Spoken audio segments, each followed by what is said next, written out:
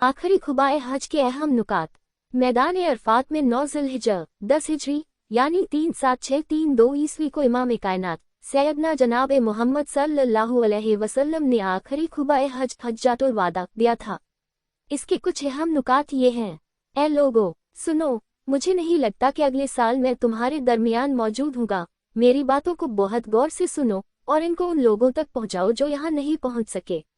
ऐ लोगों, जिस तरह ये आज का दिन, ये महीना और ये जगह इज्जत और हुर्मत वाले हैं, बिल्कुल उसी तरह दूसरे मुसलमानों की जिंदगी इज्जत और माल हुर्मत वाले हैं।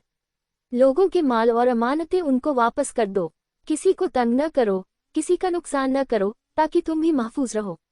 याद रखो, तुम्हें अल्लाह से मिलना है और अल्लाह तुमसे तुम्हारे आमाल के बारे में सवाल करेगा। अल्लाह ने सूद को खत्म कर दिया, इसलिए आज से सारा सूद खत्म कर दो। तुम औरतों पर हक रखते हो और वो तुम पर हक रखती है। जब वो अपने हुकूक पूरे कर रही है तो तुम भी उनकी सारी जिम्मेदारियां पूरी करो। औरतों के बारे में नरमी का रवैया अख्तियार करो, क्योंकि वो तुम्हारी शराकत दार और बेलौस खिदमत गुजार रहती हैं। कभी जिना के करीब भी मत जाना।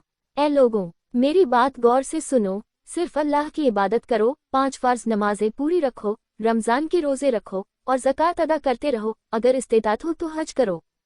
हर मुसलमान दूसरे मुसलमान का भाई है। तुम सब अल्लाह की नज़र में बराबर हो। बरतरी सिर्फ तकवे की वजह से है। याद रखो, तुम सबको एक दिन अल्लाह के सामने अपने आमाल की जवाबदेही के लिए हाजिर होना है। खबरदार रहो, मेरे बाद गुमराह न हो जाना।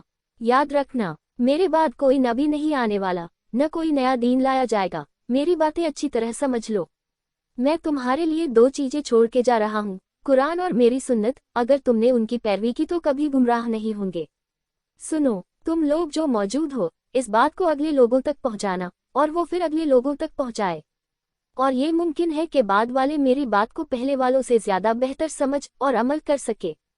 फिर आपने आसमान की तरफ चेहरा उठाया और कहा, ऐ अल्लाह, गवाह रहना, मैंने तेरा पैगाम तेरे बंदों तक पहुंचा दिया। हम पर भी फर्ज है इस पैगाम को सुने, समझे, अमल करे और इसको आगे फैलाने वाले बने।